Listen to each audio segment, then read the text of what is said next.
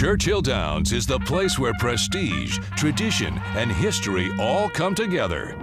And while the focus is on the horses, a lot is on the line for their trainers as well. There are some who, despite their Hall of Fame status, have been chasing Kentucky Derby glory their entire career. Tacitus in the Wood Memorial. Improbable, long-range Toddy trying to gun him down. Long-range Toddy. There are some who are looking to insert themselves into the upper echelon of thoroughbred racing. Vacoma has the advantage out to 5 lengths. Vacoma for Javier Castellano. Maximum security proves he's the real deal in the Florida Derby.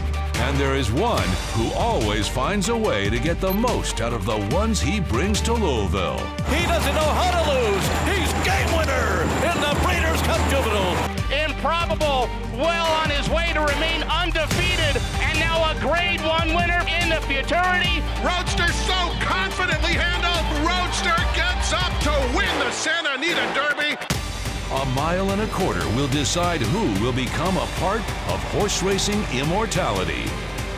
This is the Kentucky Derby Handicappers Preview Show. It is the most exciting 2 minutes in sports, the centerpiece of American racing. It is the Kentucky Derby, first leg of the American Triple Crown, and we are mere hours away from watching the iconic race beneath the Twin Spires at Churchill Downs. Welcome to the TVG Handicappers Preview Show. I'm Christina Blacker, joined by Joaquin Jaime. Simon Bray will join us in a little bit as well. And Joaquin, fireworks already within the last few hours. It was announced on Wednesday evening that the morning line choice, Omaha Beach, would be forced to scratch for Hall of Famer Richard Mandella. And this is the 4th major defection in about the last 10 years of the Kentucky Derby. I Want Revenge, Escondrea, Uncle Mo certainly come to mind. Before that, most notably, would have been AP Indy the morning of the Kentucky Derby back in 1992. It's unfortunate news. You certainly feel for Mr. Porter, Mr. Mandella, Hall of Famer Mike Smith. The good news is it sounds like he's going to be okay. He's going to fight another day. It's just not going to be on Saturday. It's a crushing blow for the entire team, as you say. And Richard Mandella has been in this position before himself. Rock Hard 10 right before the Breeders' Cup Classic. Crown of Thorns right before the Breeders' Cup Dirt Mile. Beholder in the 2015 Classic, trying to beat another Bob Baffert horse, an American Pharoah. And it's because Richard Mandella, you know, it's one of the things that we love most about him. He does not miss a thing. Every horse that he has in his barn, he goes over with a fine-tooth comb, and if they are not 100% perfect, sound, healthy, ready to compete, they do not go postward. And so while we feel for the connections, our hearts go out to them, as you say, not serious. We will see Omaha Beach back on the racetrack very soon, and certainly still has quite a bright future. So still 20 others to compete, as Bodie Express does draw into the field because of that defection in time before they began wagering. Here is a look at the 20 that will line up in the starting gate for Derby 145. First page, you see Tacitus for the Hall of Famer Bill Mott. We'll talk more about him and his chances with both of his horses. Pluska Parfait coming back from Dubai. Over to the second page. So now, Joaquin, with that, game winner, the 2-year-old champ, is now the morning line favorite, which is sort of interesting to say because you would have thought that might have been his role all along. And you have a morning line favorite in the Kentucky Derby who has not won a race this year. He's run well, but he has not won a race at age 3. He suffered his first defeat in a division of the Rebel Stakes to start his 3-year-old season. He did lose to Omaha Beach, then he lost to his stablemate Roadster in his most recent start in the Grade 1 Santa Anita Derby. Both him and his stablemate Improbable, very similar on paper to me, and they're going to be very close in the betting as well. I think one of the hardest things is to decide which of the Bafferts has the best chance. We'll talk more about that later on in the show as well. Baffert, Mandella, their barns are right next to each other. They've had quite a ride watching and competing against each other lately, and really we're having some good kind of jabs at each other over the last week or so. Unfortunately, they don't get to compete against each other. Here's what Richard Mandella had to say about the defection of Omaha Beach. She said, quote, "After training this morning," and this was coming on Wednesday, "we noticed him cough a few times. It caused us to scope him. We found an entrapped epiglottis. We can't fix it this week, so we'll have to have a procedure done in a few days and probably be out of training for 3 weeks. We'll have to figure out a whole new game plan.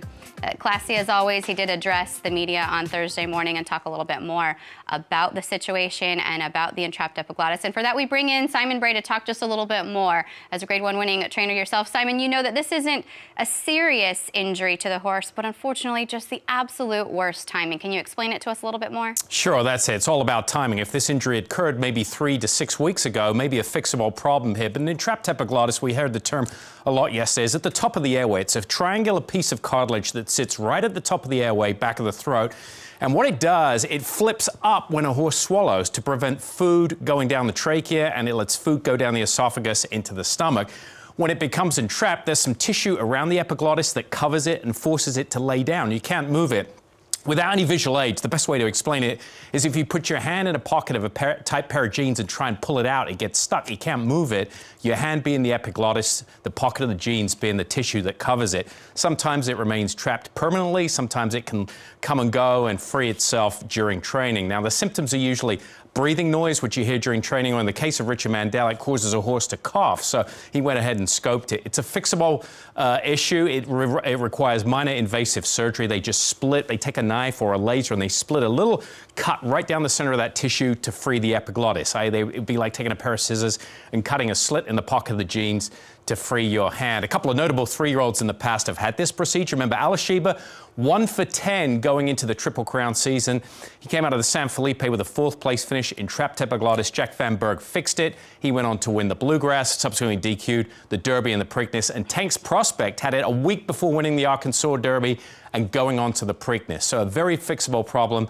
Just bad timing. And for Richard Mandela, he's going to be rewarded down the line with this because taking care of it now, he'll get rewarded later on in the season. I saw another quote from Mandela. He said, "I know that we'll be back, but I did have my heart set on this one." You have to feel for him. You know, you get the horse of this caliber, this kind of talent on your hands and well on into his career. It is hard to look past the devastation of not being able to compete this weekend. And how about Mike Smith? He was the regular rider for Roadster at the end of Roadster's 2-year-old season. He has a throat procedure. He decides to ride Omaha Beach in replace of Roadster.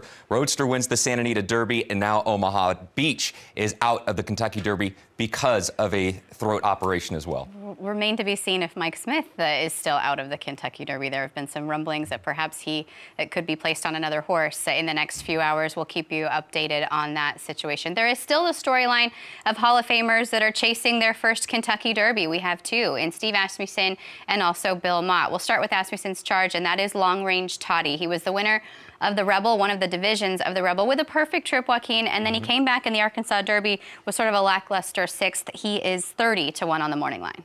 Looking to give Steve Asmussen his first Kentucky Derby victory as well. No current trainer has more wins than Steve Asmussen. He's only behind the late Dale Baird. He is 0 for 19 in the Kentucky Derby. A couple second-place finishes, a couple third-place finishes as well. I'm not sure it's going to happen this year with Long Range Toddy, but I wouldn't chuck out Long Range Toddy underneath to blow up those exotics in the trifecta and superfecta. He will come with that late closing kick. The Hall of Famer Bill Mott with 2 chances at the Derby this year. He has Tacitus. He also has Country House. Country House got a lot of buzz early on, but Tacitus, to me, has done more lately. And the longer I look at him on paper, he has all the tools. He's versatile, the right style, the right pattern. He's improving right now. And a terrific pedigree for Tacitus as well by one of the best stallions in the world, and Tappet out of the Grade 1 winning dam in Close Hatches, the homebred for Judd Mott Farms. He's undefeated this year. We've seen that as a recent trend as well, going back to 2012 with All Have Another, horses that have been undefeated in their 3-year-old season to go on and win the Kentucky Derby. Tacitus fits that profile as well. And looking at his races, he wants the 10 furlongs. He wants the additional ground. I don't think the 1.25 miles is going to be an issue at all for Tacitus and Bill Mott. You look back on Close Hatches, and one of the horses that really stole the biggest victory from her was Beholder in the Breeders' Cup Distaff. I mean, the lines just keep going with Mandela, with Mott, with these horses, and the generations as they still go competing out there on the racetrack. So Bodie Express does draw into the field because of the scratch of Omaha Beach, the maiden. I mean, talk about, you know, we talk about the point system, and this is how you get in. He did earn points for that second place effort in the Florida Derby, but he is a maiden. Do you give him a chance? No. No, it's going to be a tough assignment for Bodie Express. He stalked Maximum Security every step of the way. We know Maximum Security. He got very slow fractions in the Florida Derby, 48 and 4.5 mile, 112 and 4.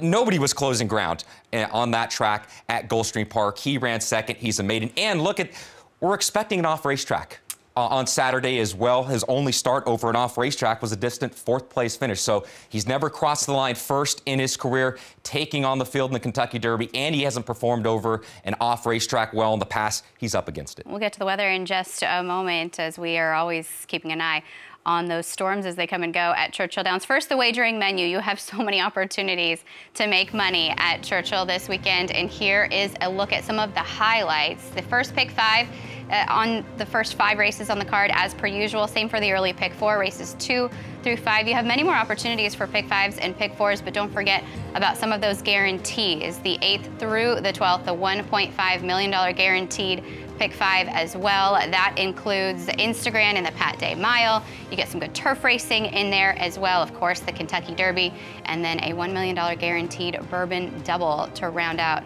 the day there into the later portion of the card. Churchill Downs weather coming your way on Saturday. So here's what we're looking at. A 100% chance of showers. High 60s as far as the temperature goes. We've had a wet Derby for the last couple seasons, and it's not looking like that is going to change. Yeah, looking like we're going to have an off racetrack for the Kentucky Derby for the 5th time in the last 10 years, and most likely for the 3rd consecutive year, with Always Dreaming a couple years ago, Justify last year. And looking at this weather forecast, it looks like we're going to have another off racetrack again for the 145th Kentucky Derby. And of course, you'll have to keep an eye on the way that the races do play throughout the day. Perhaps adjust your handicapping. All you can do is get as much information as you can with regard to each horse and play those wagers accordingly. We will break down the field horse by horse. We will talk in depth about all of their talents, all of their backtracks, everything you need to know about Derby 145. Stay tuned. We'll be right back here on the Kentucky Derby Preview Show.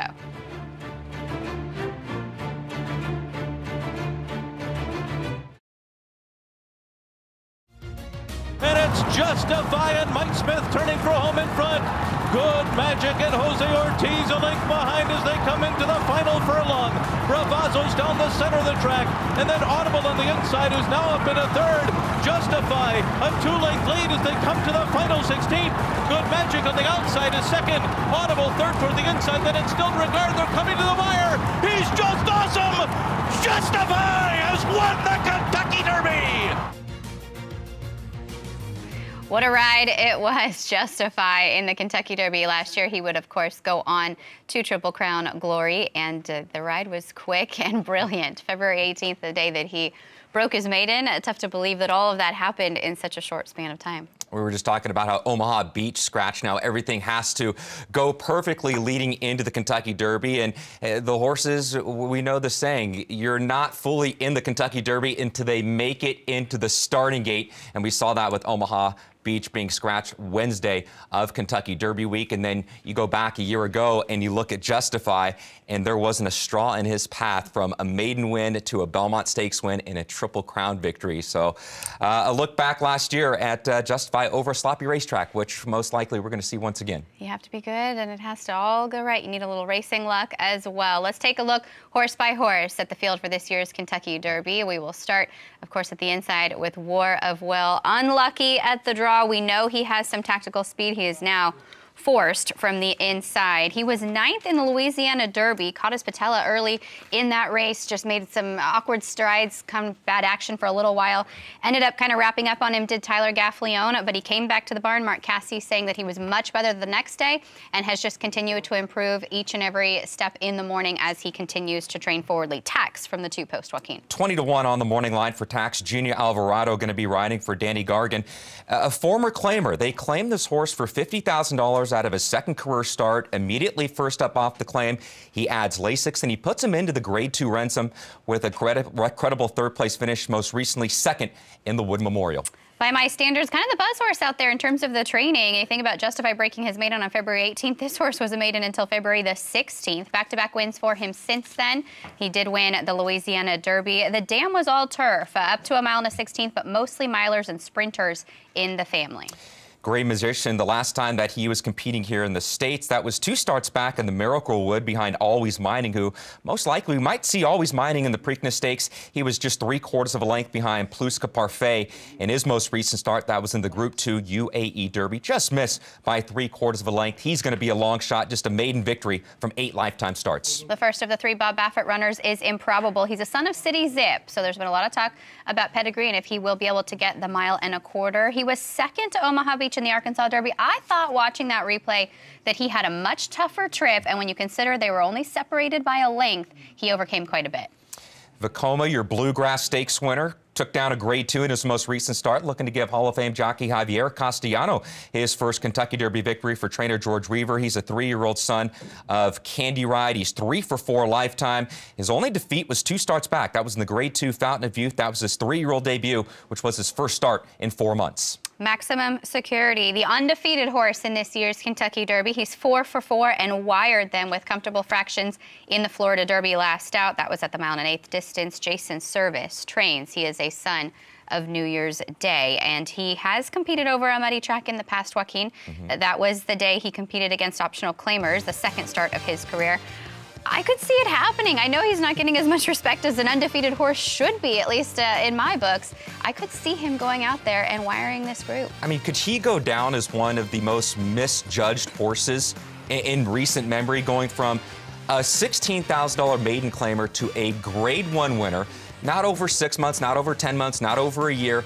Over a 3-month period, he went from a 16 maiden claimer to a Grade 1 winner in the Florida Derby. Now, we know the lower level races he had in his first 3 career starts as we look at his pedigree here. Let's just judge him on the Florida Derby alone.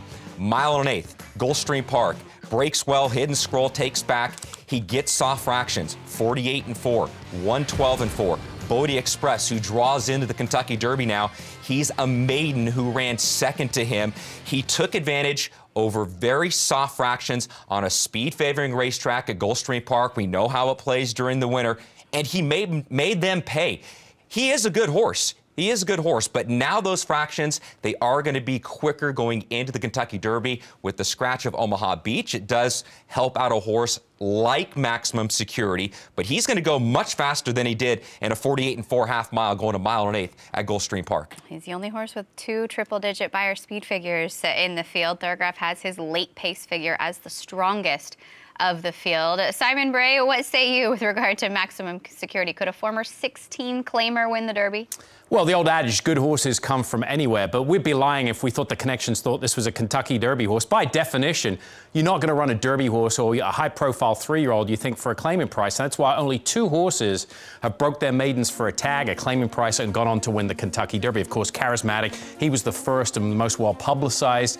He would win the first 2 legs of the Triple Crown. He won a maiden 62.5 at Hollywood Park. And the same with Mind That Bird up at Woodbine. They were horses that came in under the radar, and the same with Maximum Security. Add to the fact this is a homebred for Gary and Mary West. They usually send their upper echelon horses to Bob Baffert. Those horses that need a little more time, might have some issues, some tender handling, usually go to Jason Service with his style of training. He doesn't train aggressively. This horse probably didn't flag anyone in the morning with his workouts because Service works a half mile in 52. That's like a bullet workout for him. So, yeah, I mean, he's a horse that certainly could jump up and lead him gate to wire now with the absence of Omaha Beach.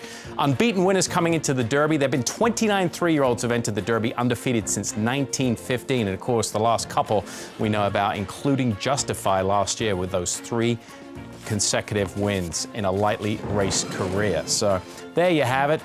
Justify, of course. We remember him from last year, now making a home at Coolmore Stud alongside his former stablemate, American Pharaoh. Back to you, Christina.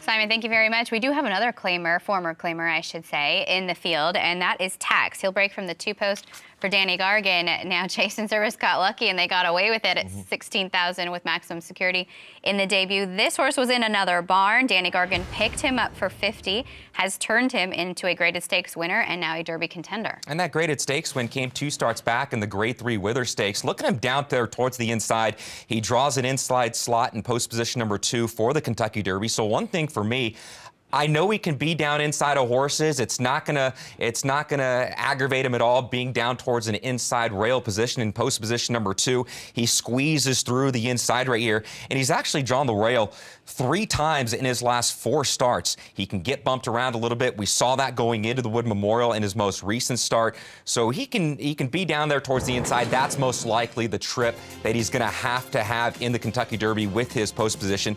He was grinding away right there. He's another one that wouldn't surprise me for a minor award underneath this year.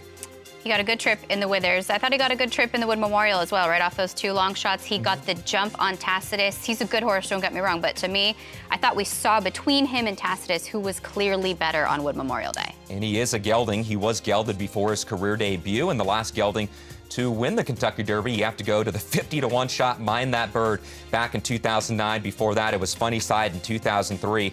One thing about Tax, too, he's got some furlongs underneath his belt. He is the only horse in this field whose last 3 races have been at least 9 furlongs. So I don't think he's going to be a short horse. I think he can grind away at this 1.25 miles. As we look at the particulars here for Tax, he's never been out of the money. A terrific claim for $50,000. That came out of his 2nd career start, 3rd in the Grade 2 Remsen to close out his 2-year-old season.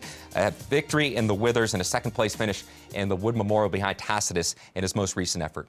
Good luck to Danny Gargan and to their team with Tax as they compete in this Kentucky Derby after picking him up for $50,000 earlier this year. The dream of anybody out there claiming horses. We're going to jump back into the rest of the field. Tacitus will break from post position number 8. Beautiful pedigree. Son of Tappet out of close hatches. The right style, the right pattern, the right trainer. I love the way he just adapts to any pace scenario in front of him. He has had some speed to run at in his last 2 starts, to be fair, but I think he gets it again.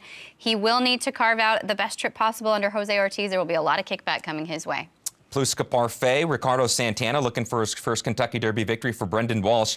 He's owned by Dubai-based ownership. Brendan Walsh used to work in Dubai as well, so that was one of the main reasons why he went to the Group 2 UA Derby, which he won by 3/4 of a length. Cutting humor for Starlight Racing. Todd Pletcher, he's your winner of the Sunland Derby, 2-time winner so far, the maiden victory and that win. They did take him back to Palm Beach Downs to train. He seems to be training forwardly, some strong works over that deep and tiring surface. He sat a wide trip and swept by in the Sunland Derby. High call, 30-1 on the morning line. The homebred for Shadwell Stable, Rajiv Mirage for Kieran McLaughlin, a 3-year-old son of Dahar, who was a Grade 1 winner at 8 furlongs, but did win up to 9 furlongs in his career, most recently 3rd in the Wood. He did not train on Thursday, a foot abscess cited, so a situation to monitor with regard to high call. Omaha Beach would have been the number 12. He is a scratch, as mentioned. Code of Honor up next. Talk about having to kind of defect from a big race. This was mine and a lot of people's Breeders' Cup juvenile horse last year. Shug McGahee had to scratch him a couple days before. He has come back on. I think he's rounding back into form. He was the winner of the Fountain of Youth. He was 3rd in the Florida Derby, but I still think that there is more there and that he hasn't completely realized his full potential. I'm with you. I think that is a horse that could jump up for Shug McGahee, looking to give him his 2nd Kentucky Derby victory. When he scratched out of the Breeders' Cup, they planned to go to the Remsen Stakes. He was not training to Shug McGahee's satisfaction. Then he flopped in the Mucho Macho Man. Immediately after that, Shug said, you know what? I need to crank down on him. He did that, and he got him back to form. Yes, he got a hot pace in the Fountain of Youth. He did win. But he's going to get pace once again in the Kentucky Derby. He did not get that in his most recent start in the Grade 1 Florida Derby, which was won wire to wire behind maximum security. He was my Breeders' Cup juvenile pick as well. I think that Code of Honor is a horse that could run a big one on Saturday. Let's circle back, talk a little bit more about Tacitus from the Hall of Famer Bill Mott's barn. We discussed the pedigree does not get any better. As far as the homebred for Jedmont Farms, Close Hatches, she won the Personal Ensign, the Ogden Phipps, the Apple Blossom 2nd in the Distaff to Beholder. The distance should not be any kind of a problem. Jose Ortiz has been his regular rider, and he doesn't need to take his track with him either. He's been able to compete successfully on many different venues. Simon Bray, as I was studying this year's Kentucky Derby and looking at these replays over and over with Tacitus, I am shocked that he's not your top pick in here this weekend. I was very close to picking him. He's actually been my money-back special pick. We'll get into that a little later on in the show. But as far as eventful Derby preps throughout the year, earlier this year, this, I think, was the highlight of him. Tacitus getting more trouble in this race than he probably might do getting into the first turn of the Kentucky Derby. And that bodes well for him. A horse with very little experience. He only had 3 starts going into the Wood Memorial. But you remember that cliche shot you see at the Kentucky Derby, that low-level shot around the clubhouse turn where all 20 horses are coming at you and, you know, riders checking and getting bounced back. That's the type of experience that Tacitus got out of this race. Let's highlight it and see what happened to him. He's going to break out of here, right out of post number 2, and a lot's going to happen between the time he leaves the gate and the time he gets to the middle of the clubhouse turn. You'll see. First of all, he checks. Let's roll the tape and watch the trip he gets. Juddmonte Silks, he's right here, the gray horse, and you're going to see him get checked pretty severely right here. That's the first bounce. And then he steadies himself, and, you know, not in bad position here, but you can see he gets floated out here by the horse in second. Now he has to steady. Now he's taken out of his game and kind of angled out around the turn there. For a lot of horses, young horses that are inexperienced, it would take them out of their game. And if he got beat in this race, you would legitimize that as an excuse for his defeat. Well, let's freeze it here. Let's pick him up. He's sitting in 4th right here now. So he's had a nice trip. And you referenced it, Christina. He had pace to close into here, 46-4 for the half mile. That's key for him. All of his 4 races, he's had half miles at 46-4 or faster. I think he gets that in the Kentucky Derby. With the new point system, you don't see those 45 half-mile splits in the Derby, but I think he's going to get enough pace. The thing with him, he doesn't really quicken. He's just a slow-paced, one-pace grinder. He needs a clean trip, so he's going to have another 8 to 10 horses in the field to navigate to go around. But boy, is he game, and the further he goes, the better he goes here. And I think, you know, with him, the key is getting him out in the clear. That's the thing. He's overcome adversity, getting out in the clear. And what I like about him, he's improved this year from a mile to a mile and a 16th to a mile and an 1/8. And I think if you throw another 1/8 of a mile here at the end of this race, he's just going to keep widening and going on. He's a horse with a big shot that I think is going to be around 8 to 10 to 1. He has all the tools to get the job done this weekend. That is Tacitus for Juddmonte Farms, the Hall of Famer Bill Mott, as we look ahead to the Kentucky Derby. However, history not necessarily on his side. Best finishes in the Kentucky Derby from the Wood Memorial since 2003. Joaquin, this is part of the reason that this race was downgraded a couple of years ago. We haven't seen these horses go on to win on the first Saturday in May. If you like Tacitus in the Kentucky Derby, I would not let this particular statistic take you off of him. We work in television. We tell stories. There's television and storyline statistics, and then there's meaningful handicapping statistics. Don't confuse the two, because Tacitus, based off what he has done this year, a perfect 2 for 2, he is absolutely a major player in the Kentucky Derby. What the previous 33 horses have done in the Wood Memorial is going to have no implication in what Tacitus does on the first Saturday in May. If you like Tacitus, don't let that statistic of the last 33 horses not hitting the board from the Wood Memorial in the Kentucky Derby take you off of him. It's Jose Ortiz, it's Bill Mott, he has the pedigree, he wants 10 furlongs. I was very close to go in the direction of Tacitus as well, because you're looking at 2 races this far. As a handicapper, you're asking yourself, what do I not like about his victories? There's nothing not to like about him. And like Simon touched on, as the distances get longer, I think he's only going to improve. And one thing that Simon touched on going into that first turn, he did get a little mini Derby experience going into the first turn of the Wood Memorial. What I also liked is how quickly he got right back into in a rhythm. It did not bother him at all. Overcame trouble. He will have to do that this weekend. From one Hall of Fame trainer to another, Shug McCahey, of course, picked up a Derby win a few years ago with Orb. He is represented by Code of Honor. We discussed him with regard to the talent that he showed at 2. He has come on at 3 years old. You have not seen a huge step forward in his speed figures, Joaquin, and I thought in the Florida Derby, they had to ask him pretty early. I know he didn't have any pace to close into, but he also didn't make up a whole lot of ground. He was passing tired horses at the end. Yeah, he moved up on the far turn. Johnny scrubbed on him. He hit him left-handed in the stretch and veered out just a little bit, but he did not have any pace to run into. That's a major thing for Code of Honor in his last race, trying to close in to a slow pace over the Gulfstream Park dirt surface. We know how hard that is. When you do get pace, well, this is the sort of performance that you can get from Code of Honor. And we go 2 starts back to his Fountain of Youth. Yes, a 45 3/2 mile. It was very quick. We can see a quick pace in the Kentucky Derby once again.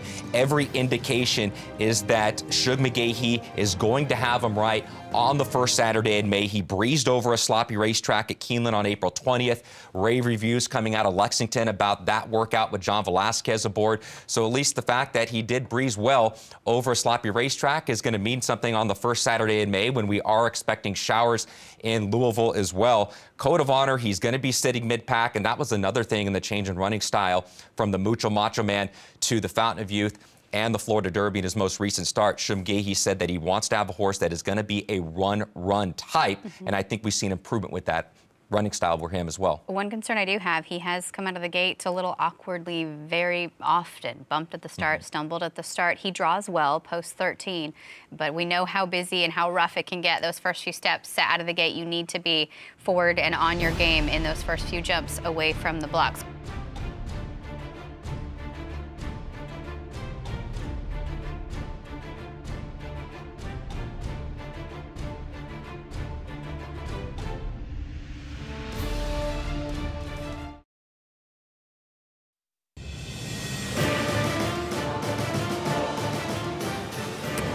Part of the excitement of the Kentucky Derby is hashing it out with your friends and trying to come up with your Derby horse who you will be invested in come Saturday. We will give our top selections in just a little while, but first we do have to go through the remaining horses in this field. They will come to you on page 2, and we'll jump in with the number 14, Win, Win, Win. Trainer Mike Trombetta has the son of Hat Trick. He's a 3-time winner in 6 career starts, and he really made some waves in the Pasco. 7 furlongs that day in 1:20 4. He was a 7 1/4 length winner on that occasion. He has followed it up with a 3rd place finish behind Tacitus in the Tampa Bay Derby at the mile and a 16th. That was his first effort around 2 turns, and then the 2nd place finish in the Bluegrass behind Vekoma. He looks like another that, although he has some natural speed, will be coming from off the pace. Joaquin Master Fencer invading from Japan. Yeah, he qualified based off the Japanese road to the Kentucky Derby. He finished 2nd in his most recent start at Nakayama. The last 2 horses that have defeated him,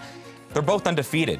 3 for 3 was the horse that defeated him last race. 3 for 3 was Oval Ace, the horse that defeated him on February 17th. Ski Captain and Lani did not fare so well, the most recent Japanese-based runners to compete in the Derby. Game winner, your 2-year-old Champ, was 4 for 4 at 2 years old. He has been handed the first 2 defeats of his career this year. 2nd in the Red Bull to Omaha Beach. 2nd in the Santa Anita Derby when taken by surprise by his stablemate in Roadster. Roadster took down the Grade 1 Santa Anita Derby in his last start for Hall of Famer Bob Baffert, and now he's going to get a new rider. He's going to get Florent Giroux, who does not team up with Bob Baffert all that often, should be able to sit mid-pack just off the pace. He looks to remain perfect in 2019. He's a perfect 2 for 2 going into the Roses. Hall of Famer Steve Asmussen looking for his first Derby with long-range toddy, and 58-year-old John Court, the oldest jockey competing in the Kentucky Derby, will be aboard the son of Take Charge Indy. He qualified based on his win in the Rebel. 2 starts back, was 6th in the Grade 1 Arkansas Derby last time out. Here's another nice pedigree for spinoff. Manny Franco riding for Todd Pletcher, a son of Hartspun, who was 2nd in the 2007 Kentucky Derby. He's out of Zaftig, who was a Grade 1 winner in the Acorn. She was 3rd in the Breeders' Cup Filly and Mare Sprint, but she is out of Grade 1 winner Zaftig. Spinoff most recently 2nd in the Louisiana Derby. The other horse for the Hall of Famer Bill Mott is Country House. The number 20, Flavian Pratt, will be aboard. He was 3rd in the Arkansas Derby.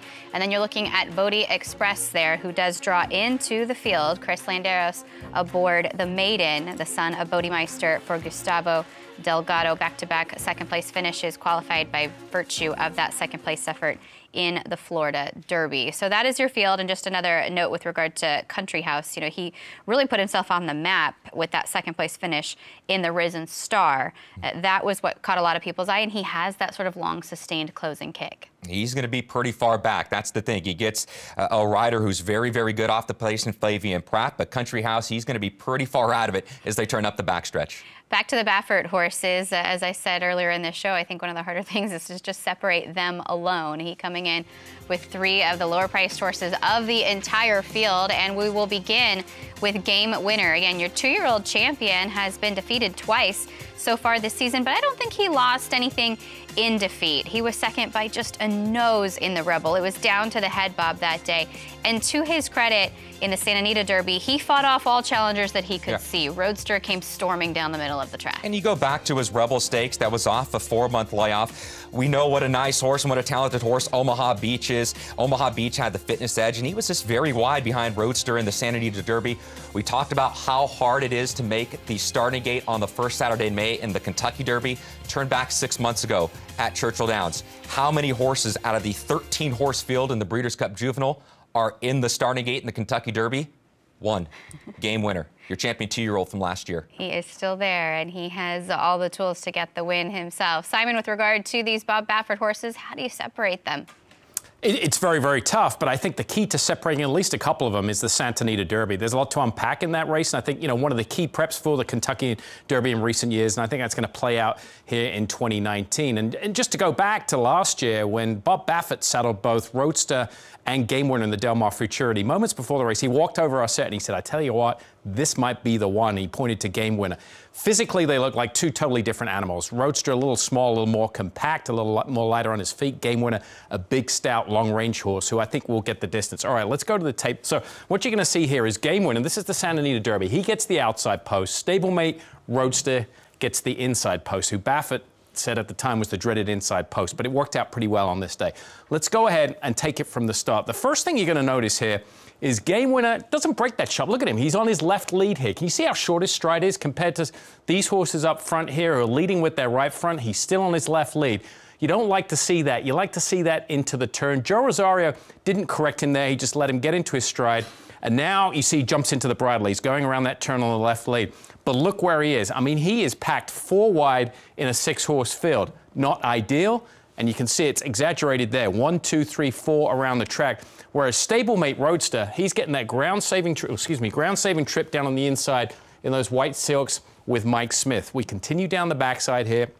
And you can see they're racing in tandem, the 2 stablemates side by side. I think Rosario is comfortable with his position now, but a big turn of events happens in this race, and you're going to start to see it now. You can see Game Winner increasing on the outside. He's going to be asked here pretty aggressively, and while he makes an aggressive move forward, Roadster is going to take back, and I think that's the key to this race. I think Game Winner was used too early, too soon. And talking to some of the connections with this horse at Keeneland, they believe the same. I think you're going to see a horse that's ridden totally different in the Kentucky Derby. Okay, let's freeze it right in about here. I think we're going to freeze it right here. And just look what has occurred here. Game Winner here, Roadster all the way back here. I mean, and Mike Smith, I mean, that's 4 or 5 lengths.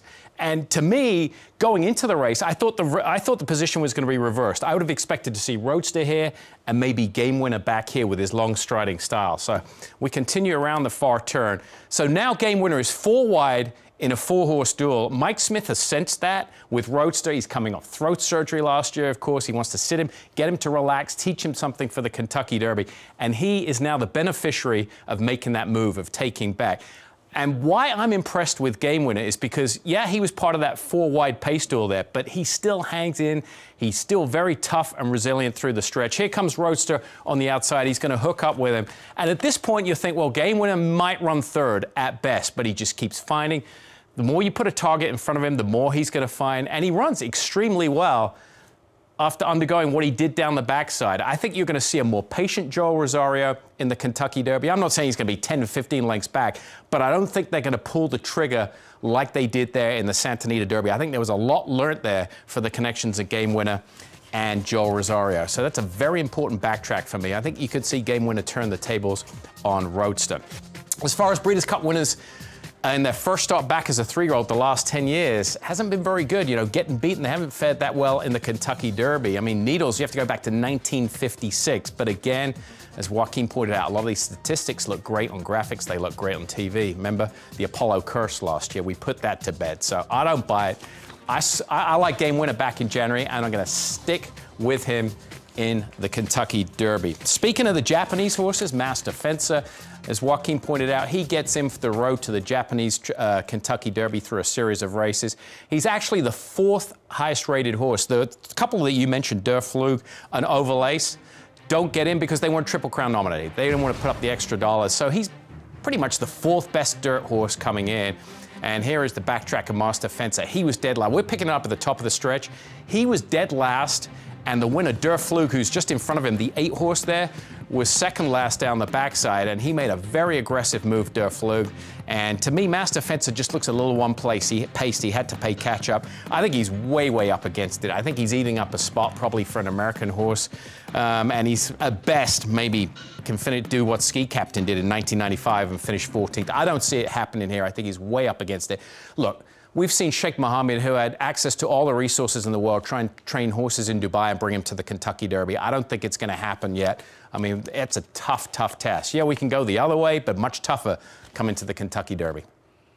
It is indeed, Simon, and the Kentucky Derby, not just a race that we want to win, those of us here in the States. It's a race that captures racing fans from all over the world. The global attraction is huge, and the owner, the trainer, they're here just experiencing this, and I think having the ride of their lives being a competitor in the Kentucky Derby. And we saw a Japanese-based horse, Lonnie, compete in the Kentucky Derby not too long ago.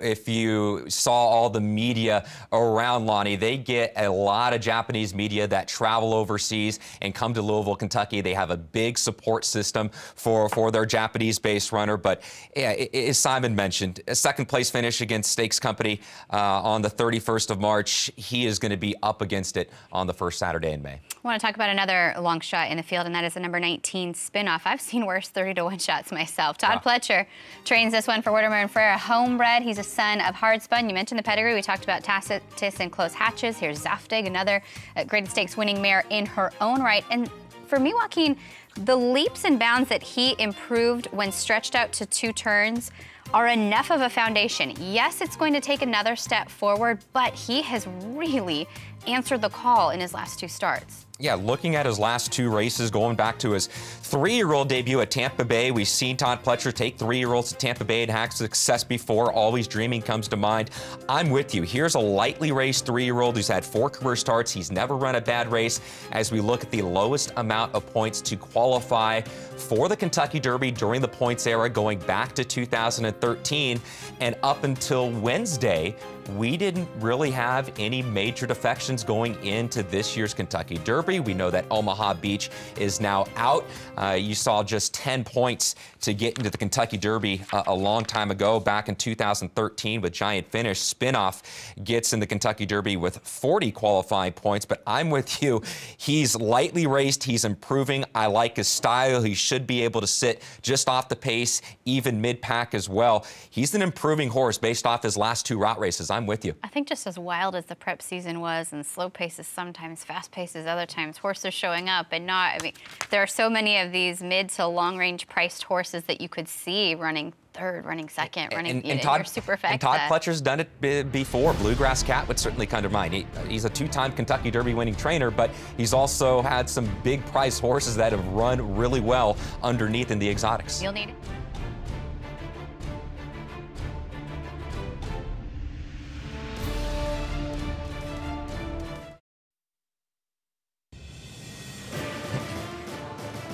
Time to put your money where your mouth is. It is selection time, gentlemen. Simon, we'll start with you. Top pick in this year's Kentucky Derby. I think I gave it away in the video backtrack, and it's going to be Game Winner. I've liked this horse all along since the beginning of the year, and no reason to jump off now. I know he's got a lot going against him. He's been beaten a couple of times.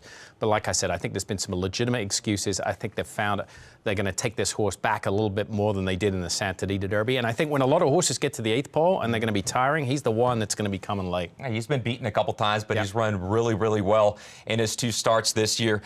He's a big horse. You mentioned that he's a very big horse for a Game Winner. I think the added ground is certainly going to help him. He's got 1.25 mile pedigree up and down when you look for him. And if we're expecting an off-racetrack, Candy Rides do very well over an off-racetrack as well. Yep, that's exactly right. What's your wager for the day, Simon? It's going to be the guaranteed pick 5. It starts in race number 8. That's the Churchill Downs Grade 1, kicks it off. And very tricky sequence. And then weather's going to come into play here. So let's take a look at the ticket. I'm going to go 4 deep to start it off with.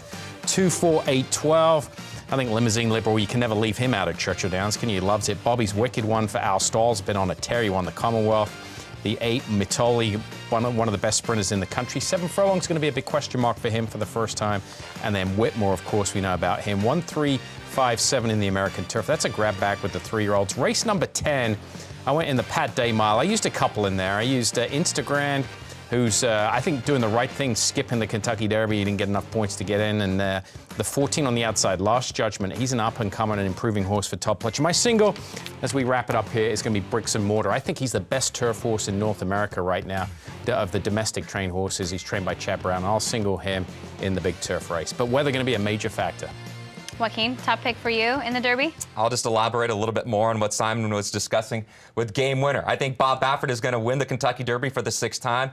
And I think it comes with Game Winner. As Simon was touching on early on in the show, he's a big horse. I think that Game Winner has got a lot out of his 2 races that he has so far. I think that the 1.25 mile is going to be just fine for him. Candy Ride won at a 1.25 mile. Out of an AP Indy mare who won, AP Indy won at a 1.25 mile. Fleet Indian is on the bottom side of his pedigree, who won at a 1.25 mile. Candy Rides do very well over an off racetrack. We're anticipating an off racetrack on the first Saturday in May. And the fact that he had such a wide trip in the Santa Anita Derby, I think Joel Rosario realized going past the 3/8 that he was going to be caught 4 wide. I think he tried to prevent that. I think that's one of the reasons he did move early. I'm with Simon. I think that he's going to have a little bit more of a patient ride in the Kentucky Derby. For me, I'm going Game Winner. I know you use him in your wagers. What wager did you focus in on? For Saturday, the first wager I'm going to jump in on is going to be just the first stakes race of the day, rolling pick 3. Starting in race number 6, it's going to be the Grade 1 Humana Distaff.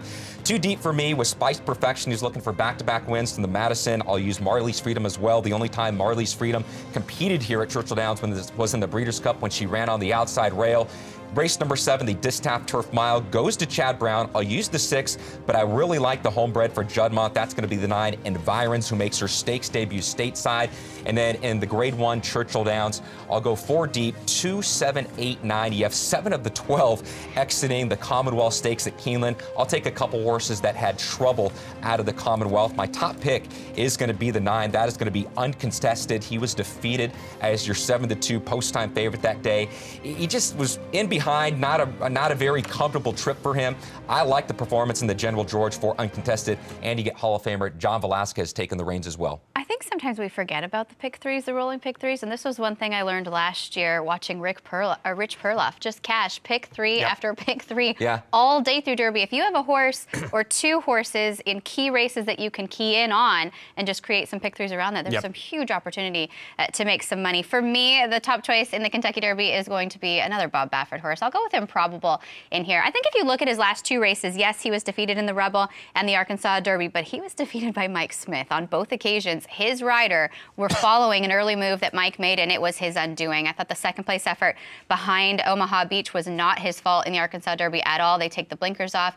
He is by City Zip. I did hem and haw back and forth as far as the pedigree if he can get the 1.25 mile, but don't forget City Zip is a have-to-go sapper himself, and if you look through the family, there are some 2-turn horse influences all through his female side into the 2nd and the 3rd dam. And then just look at him physically. They didn't call him Little Justify for a long time this year for nothing. He looks like he can get that 1.25 mile distance. I'm going to focus in on the pick 4. I thought the American Turf was just impossible, as you can see. I'll use 6 of them in there, the 1, 2, 3, 7, 8, and 12. I will single Instagram. I'm with you, Simon, on the up-and-comer Last Judgment, but I just thought Instagram was heads and tails above them and has a little bit more in terms of experience. I used Curbon in addition to Bricks and Mortar in the Turf Classic, but I do agree Bricks and Mortar, the best turf horse that we have in the country. And then all of the Bafferts on my ticket, 5, 7, 8, 16, and 17 in the Kentucky Derby for me. $30 investment for the pick 4 there.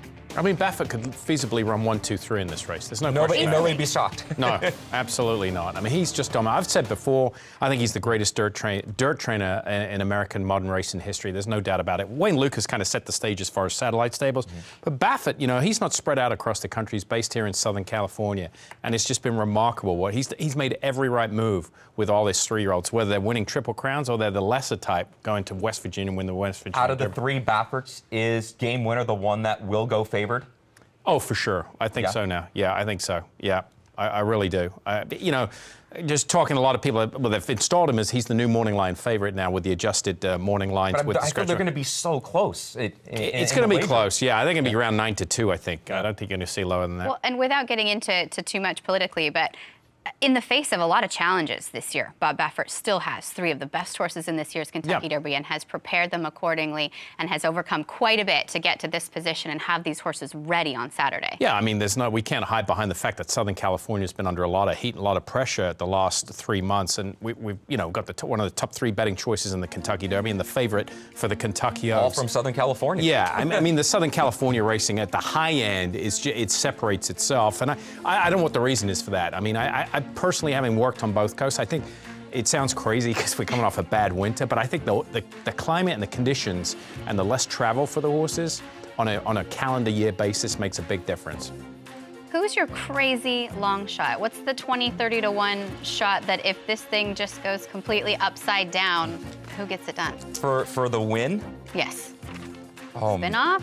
Maximum security? I don't know that he's going to get a huge prize. I would say Code of Honor for me. Code of Honor. Code of Honor. Yeah, I think so. I mean, Vekoma, he's just got an awkward way of going. I mean, it's not pretty, but he's done it all his whole life. So I might throw him in there if there's some crazy long shot comes running late. It'd be nice to see George Weaver get a Kentucky Derby. There's a lot of first-time Derby trainers competing this year, and that is an angle that has been pretty favorable, actually, over the years. You talked about these Hall of Famers that are chasing their first Derby. It happens oftentimes in the first attempt for a lot of conditioners. Yeah, it does. I mean, they usually take their time. I mean, a guy like Baffert is extraordinary. He has their year in, year out, but a lot of these people have been in the game. You know, look at Richard Mandel and Bill Mott. I mean, Bill Mott trained his first winner in 1963 when he was 15 years old, and he still hasn't, you know, got close in the Kentucky Derby. The holy grail of horse racing. It is the Kentucky Derby for Simon Bray, Joaquin Jaime. I'm Christina Blacker. Good luck this Saturday.